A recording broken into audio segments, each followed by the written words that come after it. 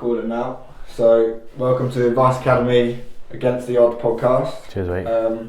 How are you and how's the season been? Yeah, good.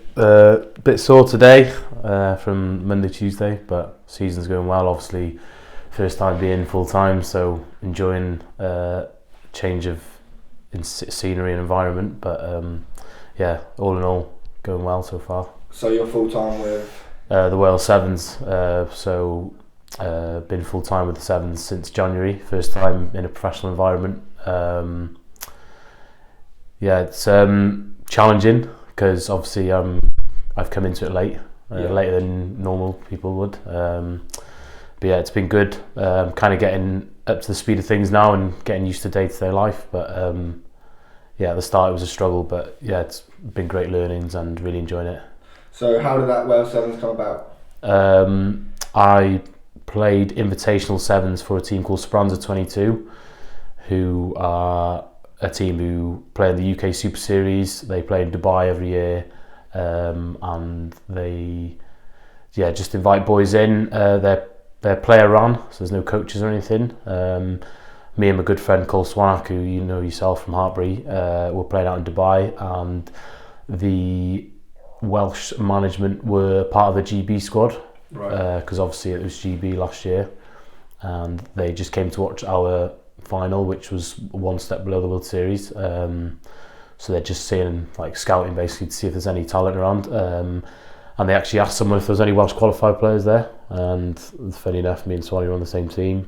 And literally 3 weeks after, between Christmas and New Year, we got invited into camp for January the 3rd. So yeah.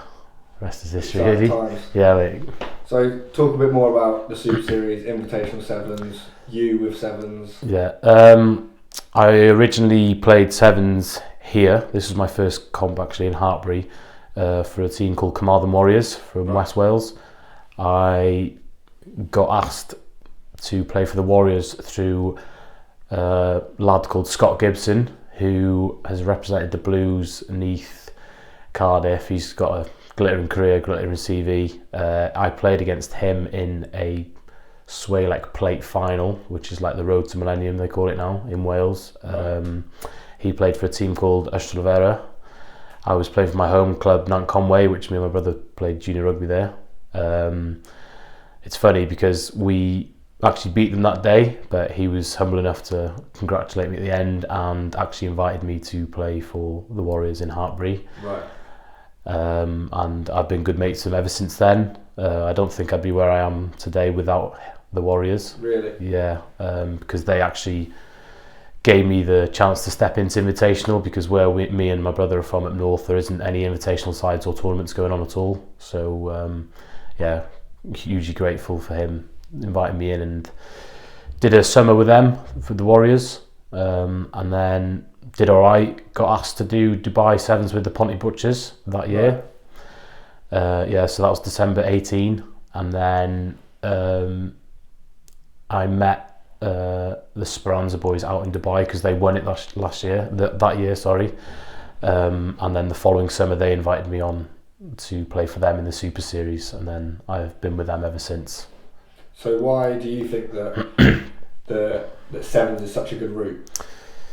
I just think you can meet so many different people and play for so many different teams. Obviously, you don't have to stick with one team. There's no contracts or anything like that available. You can just turn up on the day and play, which is kind of what I love about it as well. You can just rock up. It doesn't matter what type of week you've had. Like, you could train 5 days a week, or one lad could be working his ass off all week, and then at the end of the day, you just turn up on Saturday, and it's just whoever's better on the day.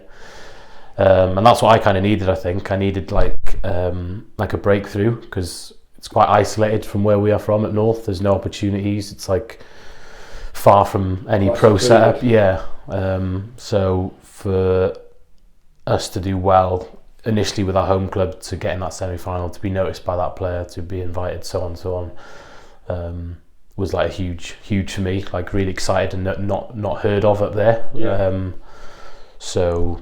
Funny enough, I think my brother made his debut that weekend for the Gogs at Hartbury as well. So we debuted on the same day 4 years ago. 4 years ago this weekend, funny enough. And yeah, I just think sevens is such a huge window. Like, you speak to like the big dogs and everything, they'll still encourage boys to play sevens because it's, you get contacts, you meet different players. I've actually had like National 1 and 2 offers just from playing sevens. Yeah. I did a Nat 2 season at Hull just through having a friend from Speranza playing. And yeah, you can, all sorts can happen. Actually, through the Warriors, I played for Llandovery in the Welsh Premiership from Division 1 North, and I can guarantee nothing would have come of it if I hadn't have stepped into the sevens circuit. Yeah. So what's been, coming into a full-time environment, what's been the biggest lesson for you this year? I think it's not what you actually do day to day, it's what you do outside of it. Like, when you are, because I was part-time or amateur, if you like, for so long, you can kind of get away with not looking after yourself as much. Yeah. Because you don't have to perform day in, day out. But learning, especially from this year, since January, being in the Wales Sevens environment, what you do daily can affect your performance in training. Right. Like small things, just like what you eat or how much sleep you get. I know everyone bangs on about the 8 hours, but it is massive. So like, serious. Yeah, I remember driving down to my brother's late before my first day in the sevens actually, and there was so much traffic, and I got there like 11:30 at night, and I had to leave for Cardiff around 6:30 because we had like headshots and medical and all that, and I was just knackered all day. But lucky enough, the adrenaline and the buzz of being there like kept me going. Do you know what I mean? So. And what's life outside of rugby? So how do you escape rugby? Obviously during the week I'm here, so I try and get back home as much as I can on the weekends. Where we're from is quite rural, there's loads of lakes and nice walks and stuff, and walk the dogs with my girlfriend, or the other way around. It's just nice to switch off, go and see my sister. Me and my brother have got a little niece. She's only 2, so it's nice to get around there. They live about 40 minutes away, and just see family, chill, see mates who don't play rugby. I think that's quite a breath of fresh air sometimes. Got a lot of friends pardon me, back home who don't play rugby, who I grew up with. A lot of them play football, just honest workmen, and it's just good to go home and not speak about rugby, like even if it's just for 2 days, because obviously it's so like intense in a professional environment, even though it's what I love doing so much. But it's class to go home and just do normal things like go for a walk with the dog or something. So talk about how intense it is in camp, so what it would look like, and then why it's so important to have that time off. So you will arrive, so for example, like a busy day for me in camp will be arrive 7:45, 8 o'clock, player screening, so just like check over your body like every day. Quite relentless, to be honest. I think you have to check every day, but then straight, we'll have food prep for us. You're always around the squad. We'll have team meeting, mobility, individual prep, skills, another break then, and then we have like separate groups which focus on a different type of the game. So like, cool. For example, like I did kickoffs one block, and then someone will do defence and another group will do attack. So you've always got to be switched on. Then you've got to present back to the group, so in front of everyone. So it's kind of like you're in school a bit. Do you know what I mean? The coaches make sure you know what you're talking about and keeping up to date on everything. And then we'll have lunch, and then we'll go into an afternoon session, which is like an hour, and we usually run between 7 and 10k just in an hour. So it's quite intense.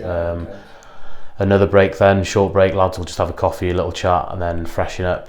A little snack, and then straight into the gym. Then we usually do gym at the end of the day because they try and like put all our energy into the rugby, because obviously we do so much high speed of running and stuff like that. So rugby's a focus and gym comes second. The S&C is kind of like put to the side a bit, even though it's vitally important. But we get our conditioning done during the rugby. We don't do it separately, and then the weights are like more to. They stress that we should like try and move well more rather than.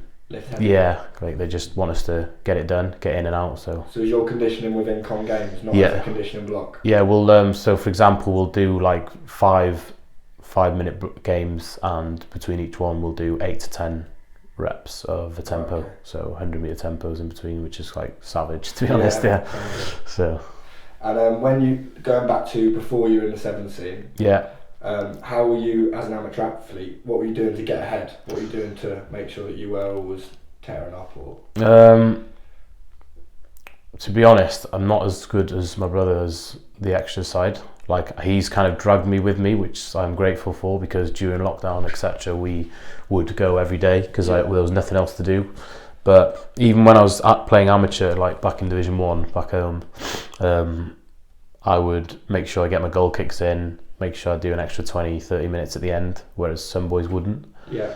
And I always wondered, like, because you always hear like, oh, do your extras and stuff, blah blah blah, and it's like, you kind of think like, does it actually pay off, or is it just a myth? But I think like the proof's in the pudding, isn't it? Like, I think if you do put the work in off the field, like the unseen stuff, then like eventually it will pay off, or someone will see what you're doing. So. And are you still replicating that in the pro environment?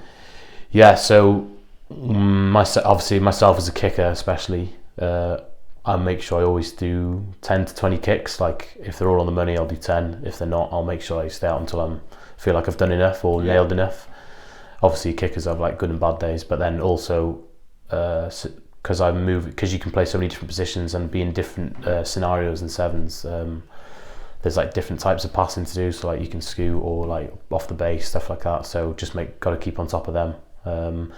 They're quite good because I appreciate it's a lot easier in a professional environment to do your extras because obviously it's part of your job, but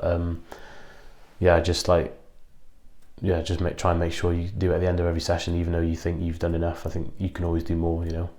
So you would advise that to young players coming up through the ranks? Yeah, 100%. I think even if there's one day you feel like you don't want to do it or it's raining or something, I think if you do even 10 passes each off each hand, like you've done 10 more passes than the guy who hasn't done it, you know. So.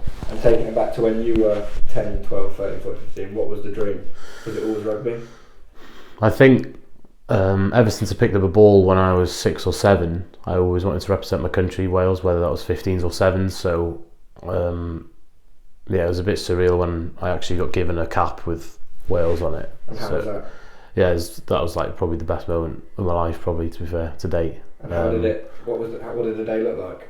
When it was presented, so we were out in Spain in the Spain series. What was that, Malaga? So we had Malaga the first weekend and Seville the week after. Okay, yeah. So we were in Seville in this huge like football stadium. There wasn't many fans there, to be honest, because of the COVID and stuff, but still a cracking day. Like, girlfriend and her mum came out to Seville, my parents came out to Malaga. Yeah.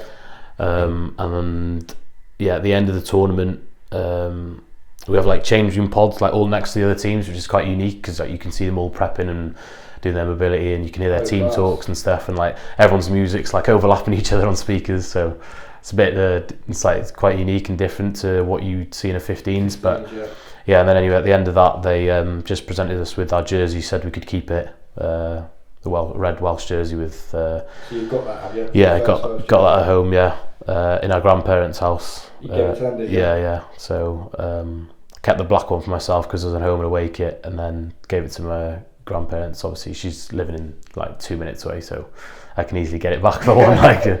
And then at the end they just called us all up, had a little presentation for us boys. Had a beer with everyone, and everyone just gave us a round of applause. And I think there was 5 new caps in Seville, so nice to be, especially to play with Cole as well. That was good because we'd gone from like within a month we'd gone from playing Speranza in Dubai to literally 5 weeks later receiving a Welsh cap. So it's a bit of a mad month that month. Yeah. So wind it back from the Welsh cap all the way back to when you were 16. Yeah. So, because you weren't academy, no. You weren't any pro contract until you signed at 24. So roll it back and tell us. So 16, I had been kicked out of college for a number of reasons, not doing work or misbehaving, getting in with the wrong crowd.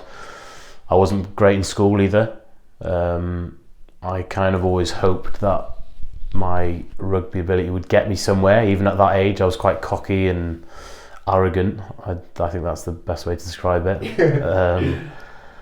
I think 16 to 18, I didn't really play much rugby at all. Really? Yeah, I was in and out of a youth setup back home, but I would go partying on Friday nights with my friends. Promise I'd turn up on a Saturday. Wouldn't turn up for like a certain meet time to get on a bus to go to South Wales with the youth team, or even if we were just at home, I just decide against it. Or for me at that time, it was more important for me to be with my friends doing something, whereas it could have potentially led to someone else if I'd put my foot down and worked hard. But I kind of think like everyone has their own path, don't they? So do you regret it? No. Right. No. I get asked that a lot, but I don't, because I'm still good friends with them now, and they're there for me when I have like upsets, or if I had bad news, like with some clubs or sevens or anything really, like even just day-to-day life stuff. They're always there, because they have got no idea what rugby is, so they don't care. They just think it's a mental game, and like, to be honest, if you watch it and you've never watched it before, like, I'd agree with them. And then 18 to 19 kind of got my act together a bit. Started wanting to play first team rugby, got the love for it back again. So started playing. So 16 to 18, would you say you'd fallen a bit out of love with rugby? Yeah, I think so. Because I'd done so much and wanted to be a professional athlete at such a young age, like especially between 12 and 15, all I would do was go to school and play rugby. Like, I remember my dad driving me like to Carnarvon, which is about an hour away, like twice a week on top of club rugby when I was like in primary school, to represent the county. And then it wasn't obviously professional, but like I just, when you were young, I'd rather have gone out on my bike to play with my mates or something like that. So I kind of pushed it for a bit. I did like North Wales under 15s, etc. And when I was 16, and kind of like grew up a bit, and I could do what I want, I had a bit of independence. I just kind of like fell away from it. So I was like, I don't have to do this, so I'm not going to. So yeah, and then lucky, by the time I was 18, 19, gave myself a kick of the arse a bit. Started playing, still had fun and saw my mates, but kind of like balanced the social life with rugby as well. So I'd kind of like, train hard in the week, started to get involved in the gym a bit more, like started to learn about S&C. Quite lucky because I've kind of like got natural speed, so I didn't really have to work on things as much, but I definitely could have been better at the time if I wanted to, I think. But like you said, no regrets. Progressed then onto senior rugby, age Nant Conway RFC. That was our local club. Me and Oscar, we did juniors there, and then did 18 to 20 there for 2 years. Got to the Millennium Stadium final, won the league there. Then went on to the Warriors that summer. Signed for Llandevry in the Premiership. At 20 years old? 20, yeah. Did a little bit on dual with Newcastle Emlyn, who had the Championship, because the Llandevry boys are linked with the Scarlets. They had a lot of boys dropping down, so I was like in and out. And then the following year I went back home and signed for Llandudno with my brother. How old was that? 21. Bit of conflict between both home clubs. That's a long story, but we'll get into it another time. But yeah, I just wanted to back my brother up, so kind of dropped a lot for him, but just to play alongside him. Yeah, but like it was an easy decision for me because family's first, and it kind of grew me and my brother quite close together, I think, because I never actually played with him or been around him at adult age, if you like, because he'd been down here since he was 16. I was back home. I'd see him like now and again on the weekend, so I think that year we had with Llandudno was massive. Yeah, they I don't think I could ever repay what they did for me and my brother. Really? Yeah, they were just unreal. Like, we would sleep at their players' houses, they would feed us, they would pick us up, they would give us lifts, we would, just for you to play rugby? Yeah, just for us to play rugby, and they kind of knew we'd been through a rough journey with our old club, so for them to welcome us with open arms, and for the year we had winning the double and stuff, was just unreal. So minutes that season with Llandudno? Yeah. At 21? Yeah. And then what happened? At 21 then, the summer we finished, with Llandudno winning the double. Went back into Invitational with Speranza. Oh no, that was the first year. Sorry, I started playing for Speranza after. How did you get into Speranza from that then? So going back, I met them in Dubai 2018 playing for the Butchers. Yeah. And just got chatting to them, and then they were on the Super Series, and I'd give them a couple of messages saying like, oh, you know, if you need a player, like I'm keen to get on the Super Series, because So you were actually reaching out and putting yourself in the limelight. Yeah, like obviously it was a lot easier because I'd met them in person. It wasn't messaging someone randomly, but yeah, I wouldn't be scared to ever message someone. Like if you don't ask, you don't get, I think. And because I think a lot of players are almost a bit scared to get messaging. Yeah. But it's what you need to do, especially with Sevens. 100%.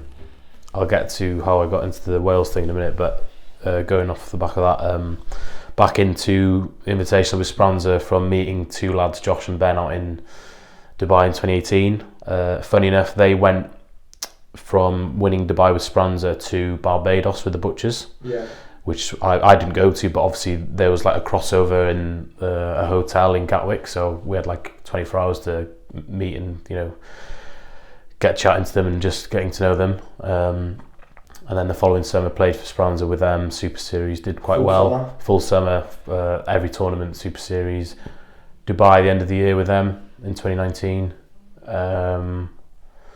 And also in between that, played for Hull in National 2 North. My friend Mikey played for Speranza, got me up there. They've got a Welsh coach, funny enough, who played for Wales, Gary Jones, I think his name is. He played for Wales back in the day, so it was quite an easy transition. And yeah, just kept. I forgot what I was saying. Hull, Nat 2. Yeah, Hull Nat 2. Did a season there. And then COVID hit in March 2020. So what was that about then? What did you do then? So I came back home, just lived at home, and then that's when me and my brother started like training every day. Obviously there was absolutely nothing going on at all, so reached out to an agency. I didn't actually have an agent at the time. I didn't think we really needed one for that level, but reached out to an agent saying, is there any rugby going on anywhere in the world? And he said there's Spanish league still going. So that summer me and my girlfriend packed our bags, and in August 2020 I moved to Spain, and I was there for 18 months in total. Playing rugby? Yeah. Part-time? Yes. First year was part-time in the second division in Spain, Division Donna B it's called. Played for a club called La Villa, who have actually played in the Amlin Challenge Cup, so like the second tier of the European Cup, like 10 years ago. They've played over here against Sale Sharks, they've played against Worcester, they've played against the Newport Went Dragons, they played against Brive in France, which I didn't actually know until I went there. So it was quite lucky, if you like, to go to a club with such great connections. Yeah, great connections, huge history. An English head coach as well, who had played professional sport in England for Saracens and represented Spain. So quite an easy transition. We went that year unbeaten. One of my mates from South Wales, so I went to Dubai with him in 2018 with the Ponty Butchers, Thomas Jevons. He initially came out as well because they needed a back rower. You get a bit of money, it's nothing mental, they put you up for free. We're on the south east coast by Alicante, so it's like a beautiful part of the world as well. And we were getting paid enough to live off, so we just trained 3 nights a week, 3 mornings in the gym, bit of skills on the side, and then the rest of the time we'd just be on the beach or sunbathing. So it's crazy. So in March 2020, no real options. Yeah, COVID hit. nothing. Yeah, nothing going on. Nothing. And then, why did you think I'll just go and play in Spain? I just think was rugby that big a deal that you needed to play it? Because most people would have gone, I'll just get a job back home. Yeah, I think one of the big reasons was in March 2020, because during lockdown, obviously there was nothing going on. I almost went back to my old ways. Right, like there's like a devil inside me that's like, don't do it. But like, because there was nothing to do when I actually got put on furlough, I was getting money every week, and I slowly started to drink a bit more. It's not. I wouldn't blame it on the crap people I was with, but I'd more on the fact that there was nothing else to do and the sun was shining in like Of April, course. May. So we just go for walks up the woods or the forest where we live, because we're literally like 5 minutes. You can be on a viewpoint it's looking down at remote, the time. isn't it? Yeah. It's So, just really didn't want to get back into my old ways, because I had like a couple of bad months where I was just drinking heavily and like almost drinking like 4 or 5 times a week. Right. Diet, Not what you want. diet going bad, like letting Oscar down, my brother down for skills and stuff like that, and Right. not going for runs and stuff. But eventually, when I was like, right, I need a goal, or I need something to train for, because it's like I was really finding it hard to be motivated for something. So literally just sent like 20 odd emails or messages out to people on social media, or any contacts that I had from previously through Sevens is huge. I knew quite this rugby agent, Jamie, his name is, through Sevens.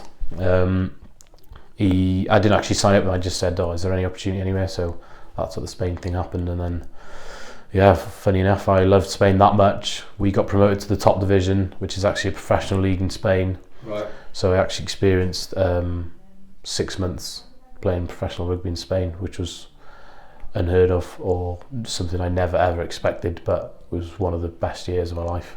So in the back of your mind, was it still a goal to play for Wales? I think going away there, I'd never given up, but Right. I could see myself staying there long term, because the lifestyle was so good. Yeah. And as I got to 22, 23, I think I was 22 moving out, I turned 23 when I was there, I kind of not gave up. Like you always have the hope, you always hope, you always have it inside you. Like I think it's a bit silly if you like give up on something, because if you want it that badly, then you always have that faith. But even when I was there, I would always still fish for other opportunities. Like I'd make sure my highlight video was up to date. Like I'd update my CV if I'd won anything or done something small, like if I was like top try scorer or got player of the month or something like that, which I got a couple in Spain. So it's little bits of detail. Yeah, like huge thing, just some things like that. And then it was actually mad, because I was rubbing shoulders with like Olympians, because there was 5 Spanish Olympians in our team who played rugby sevens. Right. And who'd done the World Series of Spain, which I learned a lot off them, even though I didn't think Spain was huge with the rugby side of things. But you don't associate Spain as no, a big rugby no, country. exactly. But like I'd learned a lot there. Like I think I'd matured going there as well, because I lived on my own. So first time moving out of home. So a lot of learnings, and just all year. And after that 18 months in Spain, it didn't just kick on with Wales. What happened? So I was suffering with shin splints out in Spain, and Because the ground is just grounds are solid. Struggled with like the language barrier with a physio. Couldn't really get through to them properly and explain how I felt. They were like telling me to still carry on, but it was like 3, 4, 5 months, and I was like, right, I'll get through the semi and the final in the first year of Spain, towards the end of the season in the first year. And then I went back, had a bit of a summer off at home, like a few weeks, went back, shins weren't quite right still, so I was like, fuck, like, what am I going to do now? I need to get these right, because I was read up like a lot of things that they can be long term, and it can turn into stress fractures and stuff. So I decided to call time in Spain, came home, and I was like, I'm just going to have like a sabbatical, if you like, at the age of 23. I was like, I just need time off. Like, I think if I don't do something like that in the moment, then it can lead to bad decisions eventually. Right. So I thought, right, I'm just gonna leave it for now. And why? Because you were tired of rugby? Were you sick of it? What? I think because I hadn't been home for so long as well, that played a big part. Not that I was homesick, but it was tough, because the first year we all lived together. The second year we were living on our own. So I wasn't seeing as many people there as I'd like to, even though I saw the boys every day in training. Just kind of caught up with me, and I was getting a bit stressed, and like on the phone to my parents, like, what do I do? Like, I want to stay here, but obviously my shins are telling me different. So eventually just the stress and stuff just caught up with me a bit, so decided to go back home. I think it was mid-October, and I did absolutely no rugby, no running, just some weights between October 2021 and the Dubai 2021 with Sponza, the year we won it last year. Just did some landscaping with my good friend Julian back home. He set up a small business, so yeah, got into business with him a bit, just doing work in the sun. It was quite good. We followed this gym program that Cole gave us, tried to just get as big as possible, see what we could do in the gym, and I really enjoyed having that mental switch off from rugby, because I seem to get stressed quite easily. Personality's a bit different to my brother's, so a bit snappy, a bit aggressive. But yeah, sometimes for me, that works for me, so everyone's different, I guess, aren't they? Yeah, of course. And what would you give, so say there's a 16-year-old watching who has no real options, nothing's going on, what would you tell him? And he wants to kick on. I think the most important thing would be, don't try and be someone you're not. I've learned, I've done it the hard way, but I still think as long as you're doing your extras, as long as you're just turning up and plugging away, you don't have to change your life outside of rugby too much. Just trust the process. Do you know what I mean? I think if you are good enough and you put the work in, then someone eventually will see it. So yeah, just keep plugging away. Never give up. It's never too late. There's the proof's in the pudding. You can see lads getting signed at 29, the first time pro contract, and think of what they've done before then. 16 to the age of 30 is a long time. So yeah, just never give up. Never give up, basically. And was there a key turning point in your career? Can you put your finger on one moment that you think, yeah, that changed? I think going obviously, I know we're talking about the journey, but I had been in touch with the Wales Sevens team just before COVID happened in March 2020. I just said how do I get involved, because I felt like I was good enough at the time. Done a good year with Sprams in the series the summer before, and fair enough if I wasn't good enough or in their plans, but I just wanted them to have a look at me, how do I get in? Darren Edwards, the manager at the time, said, do you know what, we'll have a look at you, come down. And then COVID happened, so I actually got invited to the Sevens before COVID. So did you actually get to see them? Never, no. I was actually going to go to training in March 2020, and then they said, World Series cancelled, we'll keep your contact details, let you know when it's cracking on again. But obviously 2 years off the series, Wales expanded, went to GB, and then that kind of lost a bit of hope, so just thought go play for Speranza for fun. Lucky enough to win Dubai, and then I thought, do you know what, sod it, I'm going to message him again, and I messaged Richie Pugh, got his number through a friend called Alex Gray, who'd been in the setup before COVID. Funny enough, he did a season in Spain as well, and I never knew him, but I only got chatting to him due to foreign boys in Spain, if you like. They seem to get quite close together when you're in Spain. Right. I've met a lot of English boys, even though they're 500 miles north in Spain. I kind of got close to them because they'd noticed, there's a Welsh or an English player playing for another team. I wonder what his journey is or how he's got here. So we kind of got into a little group of friends, and it was quite nice to see how they're dealing with being away, or the new environment in Spain, or the language barrier, etc. So yeah, funny enough, I actually asked Alex Gray, do you mind giving me the coach's number? And he just messaged him. He said, yeah, send me your details. I've heard of you before. We're trying to look into the Invitational a bit more now, because obviously I don't think the Welsh squad were doing so well before COVID. They almost got relegated, so I think they needed yeah, not saying I'm the answer to it, but there's a lot of new boys coming in, fresh, and boys who have actually played Sevens. So gave him a message. He said, send me your clips. The GB manager's seen me and Cole in Dubai as well, so I think that put a good word in for us, and then rest is history, really. So you were actually again reaching out to Wales to get to open doors. Yeah, so when they said to me, we'll keep your details and be in touch, I kind of thought they're probably just saying it you won't, pretty much. But I don't know, like it sounds arrogant, but I always thought like, oh, I can definitely play the World Series. Like especially watching it back, whether it's the players who are playing for Wales or whether it's, you know, what they like, they're not like established sevens players. I just always thought like, oh, I'm playing enough sevens, and with the training they do, even if I wasn't ready at the moment, like I think if I did go into the environment, I could improve and be ready to play on the World Series. So yeah, just think, like don't be scared to reach out, I think. Yeah, like, I agree on that, because I think there's a lot of boys and girls playing rugby that, one, are probably good enough, they just haven't had the exposure in the elite environment.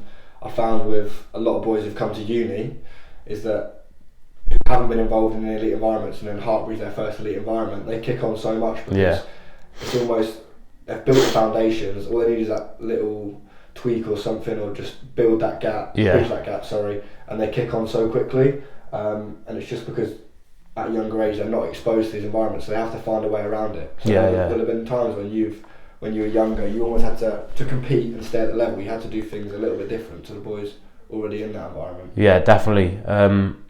Like even with just like reach, like it sounds cheesy reaching out to someone, and you probably think because he's like a professional head coach and he has all these other players to pick from, you probably think like, you know, put your guard up and think don't ask, but they don't know you even exist unless you ask. Like he probably didn't have a clue who I was, or had completely forgotten, because it's been 2 years obviously since I'd been in touch with them, and maybe the guy at the time I'd been in touch with hadn't even had spoken to the head coach about me, maybe just like brushed it into the carpet, and he's like just saying a white lie to keep me happy. So to reach out again, I did overthink it a couple of times, like typed out the message and like deleted it, and I was like, oh, do I do this? But then just you've got to do it. Like even if they don't answer you, like what's there to lose, you know? Like it could be really good news, or if not, you just get on with your day-to-day life like normal. So. And what has been the hardest part of the career so far?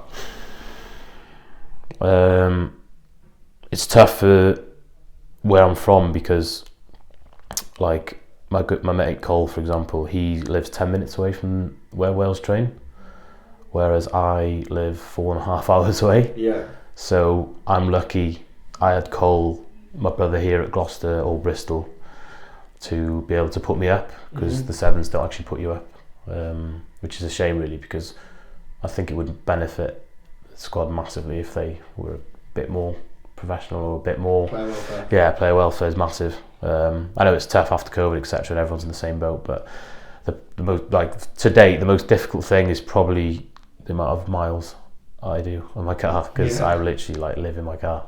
So, but it's all worth it, you know. Like once, if I think of receiving my cap, or been given my first jersey, or running out in Malaga, like with a big crowd, and like with you're at your full Welsh kit on, you're like, it's a bit surreal, you know. You like, you don't actually, you kind of like, am I actually doing this now? Like, have I got a Welsh kit on playing against like France, for example? But it just happens. Like it's all worth it. What about, is there a point in your career before the Welsh that was just particularly hard? I think going back to when I was at Llandudno with my brother,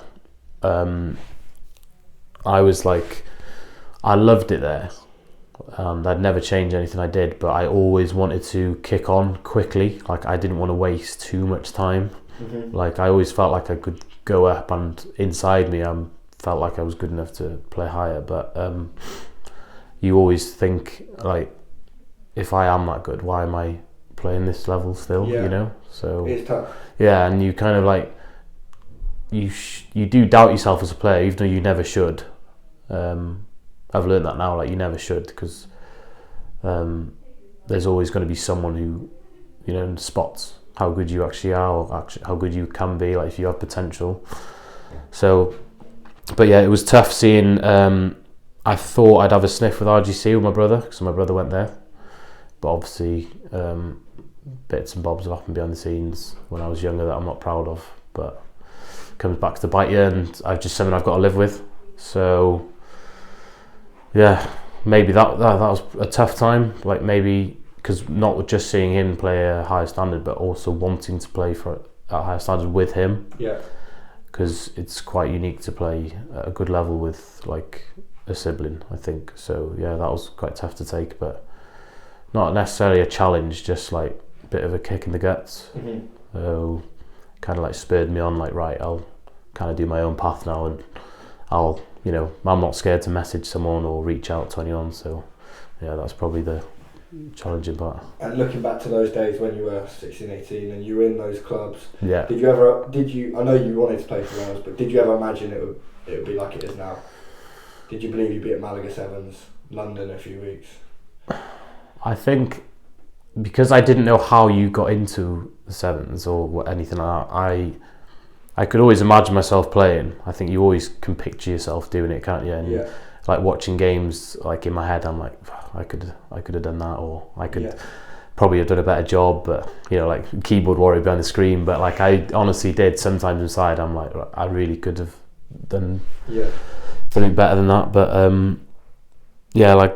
I think I did. Yeah, I probably could see myself doing it because I had so much self-confidence and self-belief. I know a lot of people say no, but I could actually see myself like playing for Wales Sevens because I really did like back myself so much. It's a bit arrogant and cocky, but it's like, I think if you don't back yourself, like, you're never going to get there. Do you know what I mean? Like, you do need to have that like edge about you.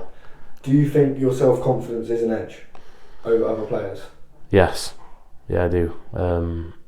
If I'm honest, yeah, I do, because like, it's hot and cold with coaches. Some coaches are like, you're almost too confident sometimes. Yeah.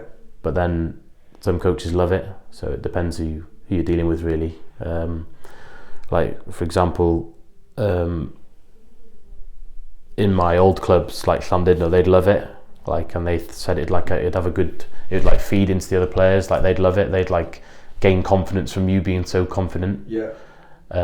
But when some teams like just be a bit serious now, or just like do the basics well. Don't try and be a hero, you know. But it's just, that's who I am, really. Like, I just want to be the best at everything, you know. And like I said, don't change. Yeah, like I do believe even though it's not always realistic, like in my head I can see myself like beating that player or being better than that player, or I just tell myself, you know, like small things in my head, like, oh, I'm better than him. So I think that's so important, because you've got players that just continually kill themselves with self-doubt.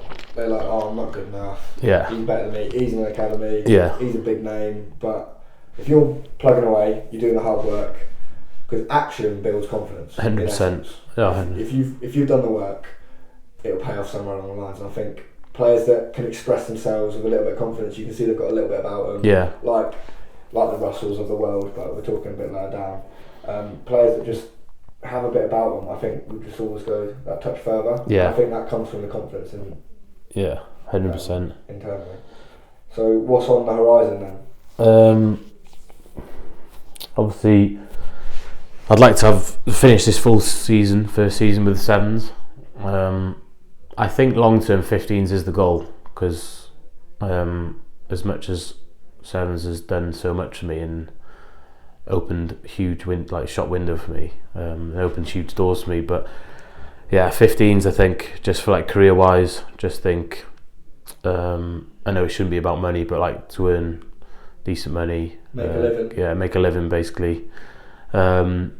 Maybe move away from North Wales or out of Wales, just go anywhere. Like Spain was a great experience, but couldn't do it long term because they don't pay great amounts there. But I also want to prove myself at 15s. Like, I've done it in 7s, but I really think I want to prove myself like at 15s. I want to try and get a professional contract in 15s as well as the 7s. So hopefully I can kick on from the 7s and, you know, use it to my advantage. But I think what is on the horizon is probably, hopefully, a 15s contract. Yeah. Well, all the best. Nice one. Thanks, mate. Appreciate it.